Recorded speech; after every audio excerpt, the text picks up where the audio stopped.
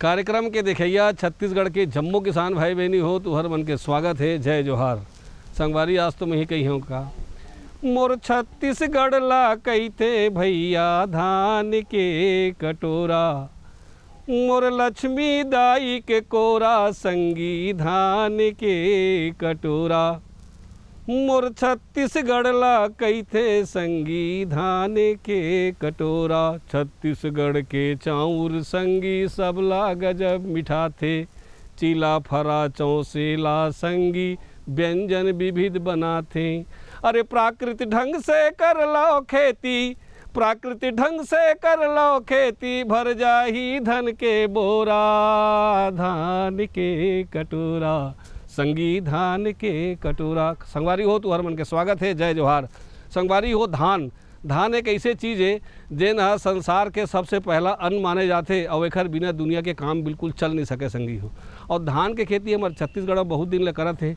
एक बात और भी है कि धान के जो जतका चीज़ है तेने एको ठन बेकार नहीं जावे, चाहे ओकर पैरा होए तो हम गाय गरुअल खवा लेथन, ओकर भूसी है तो ओकर ईटा पकोए काम आवत है, ओकर कोहड़ा ओकर तेल निकलत है, राइस ब्रांड तेल निकलत है जन बहुत अच्छा खाए बर लोग मांगते और दाम घलो अच्छा मिलते। और चाउर के बात तो कहना ही का है। और नाना प्रकार के व्यंजन जो उन्हें देना बिल्कुल चीला फरा चौसेला इडली सांभर ये सब चाउरेज के बनते संगी हो।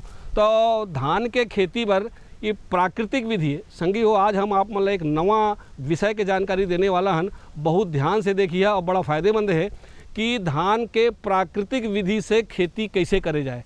प्राकृतिक विधि बहुरी जानव संगवारी हो तो मन बहुत जन मन नहीं जानत हो। तो ये प्राकृतिक विधि काला थे। प्राकृतिक विधि से अगर हमला धान लगाना है तो हम अपन खेत ला कैसे तैयार करीन, उमा हम खातू माटी के प्रबंधन कैसे करीन, जल के प्रबंधन कैसे करीन और प्राकृतिक विधि से खेती हम काबर करीन, है ना। ये सबो बात आज हम आप मतलब बताबो संगवारी हो। अब ये बात के विशेषज्ञ के रूप में आज हमारे बीच में आए हुए हैं श्री प्रेमलाल साहू जी। ये कृषि विज्ञान केंद्र के वस्तु विशेषज्ञ हैं। ये प्रेमलाल साहू जी है प्राकृतिक खेती खुद करे है, मोर पीछू में धान लगाए हुए हैं और बड़ा सुंदर ढंग से हुआ थे। तो आओ एक से हम आज के जानकारी लेबो, लेकिन जानकारी लेके पहली एक छोटे से संदेश ले लेते।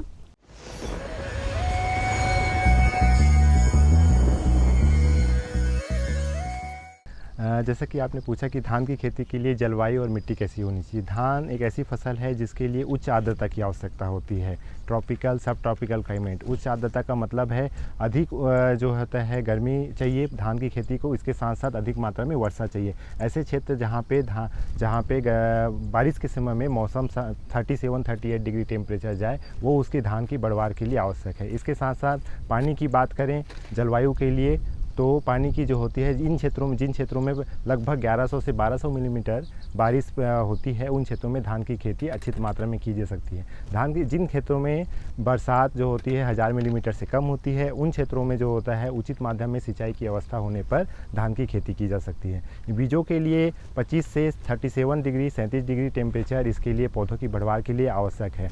और दाने बनने की अवस्था के लिए 20 से 32 डिग्री टेम्परेचर आवश्यक है। पर फसल को पकने के लिए 30 डिग्री से कम का टेम्परेचर इसके लिए उपयुक्त माना गया है।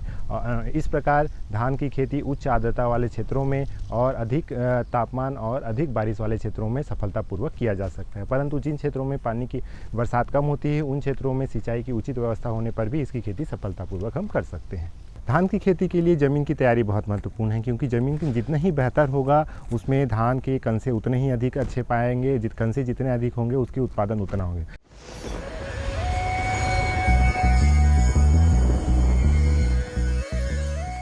संदेश के बाद संगवारी हो तो हर मन के फिर से स्वागत है। आओ अब हमारा आज के जो वस्तु विशेषज्ञ प्रेमलाल साहू जी ओकर से जानेंगे प्राकृतिक खेती काला कहते हैं। प्राकृतिक खेती और परंपरागत खेती जो हम पहले करते हैं ये दोनों में का अंतर है, एला सबसे पहले जान लेते हैं। जैसे कि प्राकृतिक खेती अब जाना तो कि प्राकृतिक खेती वो खेती होते जो में हमार गांव में उपलब्ध संसाधन, हमार खेत में उपलब्ध संसाधन ओकर में उपलब्ध जो पैरा है, गोबर है, गौमूत्र है और साथ में बेसन है या अन्य सामग्री जो हमारे गांव में हमारे खेत उपलब्ध है वो लोग उपयोग करके जब खेती करथन वो प्राकृतिक खेती कहलाते। परंतु परंपरागत खेती वो खेती है जो में हम निंदानाशक दवा खरीदथन, हम खातू डालथन, DAP पोटास डालथन, उनमें हम कीटनाशक का उपयोग करथन, वो हरे परंपरागत खेती कहलाते। संगी हो तो तुमने देखे हवा कि प्राकृतिक खेती के और परंपरागत खेती के बहुत अगर अंतर है कि ये है कि ये में हमला घरे में गाँवे में जौन चीज़ हमारे पास में हमेशा उपलब्ध है तेखरे हमन ला उपयोग करके खेती करना है, जबकि ओखर बर हमला रासायनिक खाद और विभिन्न प्रकार के कीटनाशक सब दवाई में डाले पड़ते संगी हो। अब हमले ये जानना ये है कि प्राकृतिक खेती के आवश्यकता का है दुनिया में, नहीं करबो तो का हो ही, अब या करे से का फायदा है यही जान लेते ना। हमारे साहू जी से देखा सुंदर बतावत है। जैसे आप जाना हो कि दिनों दिन हमारे किसान भाई मन ला खर्चा बढ़त जाते, कीटनाशक के मात्रा बढ़त जाते, खातों के प्रयोग ज़्यादा करत जाते और ओकर साथ में हमार जो खेत के जो ज़मीन के उपजाऊ शक्ति है वो दिनों दिन कम हो जाते और दिनों दिन कम होने के बाद हमार जो आबादी बढ़त जाते। अब हमला लंबे समय तक हमारे खेत के माटी ला सजो रखे के लिए हमरा प्राकृतिक खेती की आवश्यकता पड़ी से, ताकि किसान भाई मन के खर्चा कम हो पाए और उपज भी कोई ज़्यादा अंतर ना पड़ पाए। अब बात करना था प्राकृतिक खेती के हमार मिट्टी और हमार फायदा का होते, तो पहला चीज़ है कि प्राकृतिक खेती करे से हमार ज़मीन में जो सूक्ष्म जीव है ओकर संख्या बढ़ जाते। साथ ही साथ जो किसान भाई मन ला पैरा जलात रही से वो पैरा ला जलाना बंद करके हम ओकर मल्चिंग करथन, ताकि हमार खेत में ओकर निंदा के उपयोग हो पाए और पैरा बाद में सड़ के हमार खेत में खाद बन जाए। एक साथ साथ हमार लागत में हमारे का जरूरत पड़ा, जैसे पहले रासायनिक खाद, ओकर बाद कीटनाशक दवा, निंदानाशक दवा, ये सबों की आवश्यकता अब में ख़त्म हो जाए। ख़त्म हो हमार खर्चा कम हो गए और ओकर जगह हम में जैविक कीटनाशक दवा का उपयोग करथन, हम मल्चिंग करथन, पैरा के मल्चिंग करथन, जो कर से हमार खर्चा हा देखा जाए आधा से भी कम हो जाते। और साथ साथ हमारे ज़मीन की उपजाऊ शक्ति बढ़ जाते और इमें किसान मन ला को जैसे शहर से चिप्स ले खरीदे जाना पड़ा थी, ट्रांसपोर्टिंग खर्चा बढ़ा थी, से हमारा दूर जाके जो दवा नहीं मिल पाती वो शहर जाना पड़ा थी, से ओकर भी आवश्यकता हम किसान भाई ना एकर खेती ऐसे नहीं पड़ी। तीसर बात अब यही संगवारी हो भाई, कोनो भी प्रकार के हमला खेती करना है, कोनो भी प्रकार के उत्पादन लेना है तब बीजा बिना तो काम चलवे नहीं करे है ना। तो हमारे जो धान के प्राकृतिक ढंग से जो हमला खेती करना है तेखर बर बीजा कौन कौन किस्म के होना चाहिए, कहाँ से लानी ये बीजल हमन है, और ये बीजल हम तैयार कैसे करीन, एमा बीजोपचार तुम जानता हो संगवारी हो, बीजोपचार करना जरूरी है का, या आप बीजोपचार करना है तो कौन विधि से करीन, हम पुराना दवाई लानीन कि नवा दवाई बन सकत है, आवा यू सब ला जान लेते संगी। जैसे कि हम धान की बात करथन, धान की फसल हमारे मुख्यतः छत्तीसगढ़ में लगाए जाते और धान के जब खेती करथन तो खेत की तैयारी करना 2-3 बार जोताई करथन, परंतु प्राकृतिक खेती ऐसे खेती जो में हमला जमीन ला हमला जुताई नहीं करना है, इमें हमला डायरेक्ट हमारे जो बीज होते बीज को उपचार करना है और बीज ला रस्सी के द्वारा से कतार बोनी करना है और कतार बोनी करे के बाद उनमें हमला मल्चिंग कर देना है, जो कर से हमारे मिट्टी में नमी बने रही, हमार जो पैरा है वो खाद बने रही और साथ साथ हमार जो खेत में जो निंदा आते जो मतलब घास बोते बन आ जाते ओकर भी में से रोकथाम हो जाते। तो किसान भाई मान ला जो जुताई के खर्चा वो अन्य जो खर्चा वो भी किसान भाई के बच गए और हमारे खेत में जो नमी है वो संरक्षित हो जाते। एक कारण से प्राकृतिक खेती हमला करना चाहिए। बीज को उपचार करे के बात करथन, तो बीज को उपचार करे के लिए हमला प्राकृतिक खेती में हमला 4 लीटर पानी लेना है, 1 किलो हमला गोबर लेना है, 1 लीटर गौमूत्र लेना है, 10 ग्राम चूना लेना है और 1 मुट्ठी हमला मेड़ में या पीपल बरगद के जो पेड़ के जो माटी थे ओला 1 मुट्ठी माटी लेना है। अब इला बनाना कैसे बताना चाहूँ अपन ला। एक मटका लेना है, मटका में हमला जो गोबर बोलेरो में है वो गोबर के पोतली बना लेना है और वो पोतली ला हमला ओला 12 घंटा के लिए पानी में डुबो को रखना है। डुबो के रखे के बाद फिर जब वो 12 घंटा हो जाही ओकर पश्चात हमला पोतली बड़े से निचोड़ना है, 2 से 3 बार निचोड़ लेना है और निचोड़े के बाद उनमें हमला जो 10 ग्राम जो चूना है वो चूना और 1 मुट्ठी माटी और उसके बाद 1 लीटर गौमूत्र वो तीनों सबोला मिला के हमला बढ़िया से मिला लेना है। ओकर बाद हमला जो धान किसान भाई के जो धान है वो धान ला बढ़िया जो उनमें उपचारित करके ओकर बीज के कतार बोनी अपना करना है। एक लिए प्राकृतिक खेती में हम कोशिश करथन कि देसी किस्म उपयोग करथन, जैसे कि छत्तीसगढ़ के बात अगर हो नगरी दुबराज हो गए, बादशाह भो हो गए, इस प्रकार के जो देसी किस्म उपयोग करन ताकि ओकर में क्या है हमार जो प्रकृति हमार जो क्लाइमेट है हमार जो मौसम है उनमें रोग से लड़े की क्षमता उनमें सहनशील की क्षमता ज़्यादा पाए जाते जो हमारे बहुत ही आवश्यक होते खेती करे बर। जैसे बीज की मात्रा हम कैसे कतार बोनी करथन तो प्रति एकड़ अगर देखा है तो 20 से 25 किलोग्राम प्रति एकड़ हमें इसकी आवश्यकता पड़ी। धान की बात करवाऊँ तो संगवारी हो एक बात तो पक्का है कि बिना खातू माटी के कुछ उत्पादन होबे नहीं करे, बिन भोजन के कुछ चीज़ बाढ़ भी नहीं करे, न फल है न फूरा है, तो एहू में तो हमन ला खातू की जरूरत पड़ी छे। तो एमा हमला खातू कौन सा डालना है या खातू कैसे तैयार करना है, दे के विधि का हो सकत है, और ये खातू ला कौन कौन अवस्था में कैसे ढंग से खेत में देना है, येला जानना बहुत जरूरी है संगवारी हो। संगे संग यहू भी जान लेबो कि हमला कतका मात्रा में खातू ये प्राकृतिक खेती बर लगी तेल। अब बात करते हैं जो मुख्य चीज़ है कि जैविक खेती में खाद का उपयोग कैसे, प्राकृतिक खेती में हमला खाद का उपयोग कैसे करना है। तो प्राकृतिक खेती जिसे हम बता रहे हैं कि हमारे घर में गरवा होते, देसी गाय है, तो देसी गाय से हमला एक खाद तैयार करना है जो का नाम है घन जीवामृत। घन जीवामृत जो है हमार जो है जो में सबसे ज़्यादा मात्रा में जो हमारे जो बैक्टीरिया होते, जो सूक्ष्म जीव होते, जो हमारे खेत में उपयोग होते, वो सबकी मात्रा बहुत ज़्यादा है, कारण घन जीवामृत का नाम रखे गए हैं। अब घन जीवामृत में क्या सामग्री चाहिए, जैसे कि 200 किलोग्राम हमला देसी गाय के गोबर चाहिए, 5 लीटर से 10 लीटर हम लोग गौमूत्र चाहिए में देसी गाय के, ओकर अलावा 1 किलो गुड़, 1 किलो बेसन, और हमार जो है आसपास जो पीपर पेड़ जो है थे या बरगद पेड़ है या फिर जो भूमभूर होते जो दीमक के घर बोलते हैं, वहाँ की मिट्टी लेना है जो में सबसे ज़्यादा सूक्ष्म जो उपलब्ध रहते।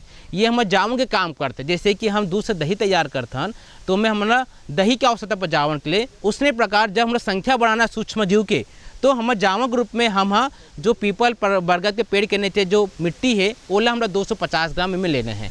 अब बनाना कैसे में, तो सर्वप्रथम हम लोग क्या करना है, जो हमारा 200 किलो गोबर है वो गोबर में थोड़ा से बेसन और में जो माटी है ओला, और उकर साथ साथ जो भी सामग्री जो बचे तो सबला बढ़िया से मिलाना है, और मिलाए के लिए हम लोग गौमूत्र उपयोग करना है।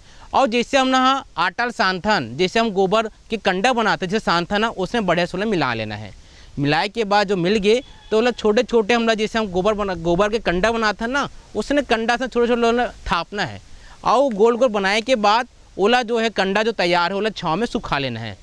जब वो बढ़िया से सूख जाए कंडा है तो वो कंडा ला बढ़िया से रमजना है, बोला भुरभुरा कर लेना है, और प्रति एकड़ में ये जो खाद बताऊँ आपला 100 किलो से लेकर 200 किलो ये जो भुरभुरा मिट्टी गोबर तैयार हो से हमारे जो घन जीवामृत जो बोलते हैं बोला प्रति एकड़ में बीज लगाए से पहले ही हमला बढ़िया खेत में डाल देना है। ये खाद तो एक बार डालना है घन जीवामृत ला, ओकर पश्चात हमला जीवामृत तैयार करना है।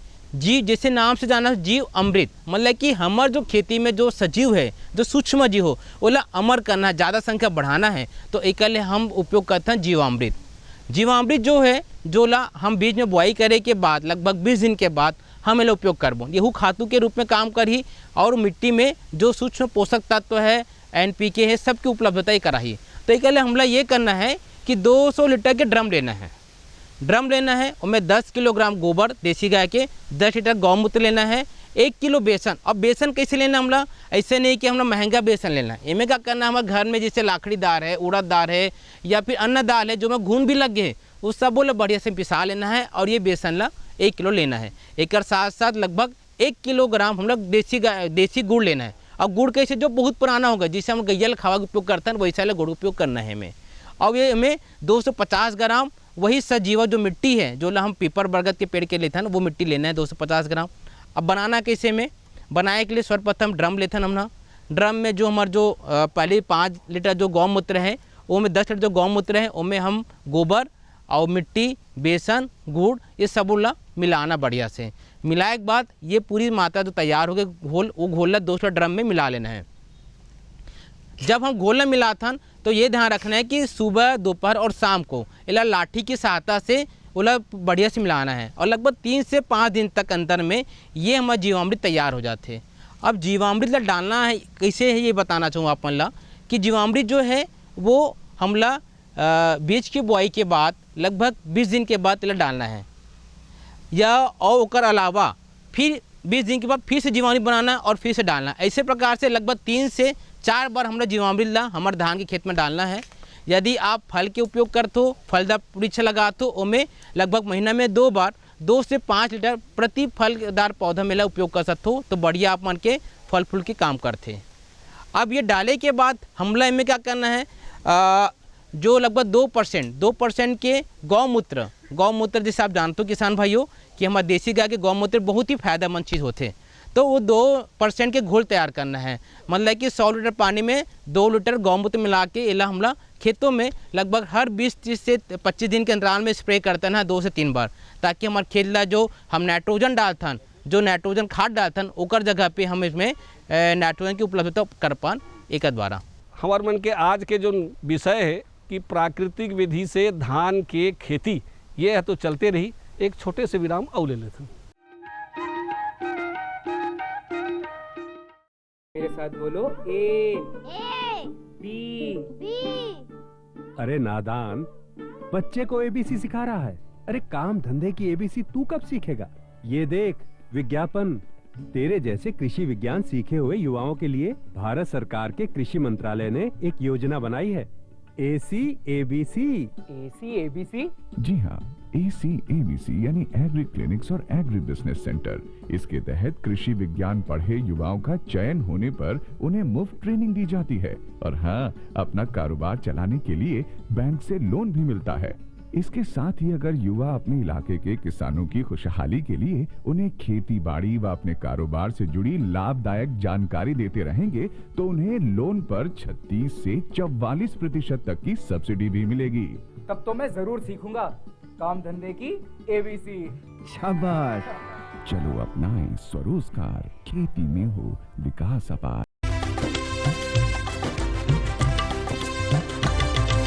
सहकारिता के बल पर विकास के लिए उठे कदम, जन सहकार की ताकत लेकर आगे बढ़ते जाएं हम। जन जन ने इस क्रांति में है विश्वास जगाया, हम सब ने मिलकर विकास का परचम है फहराया।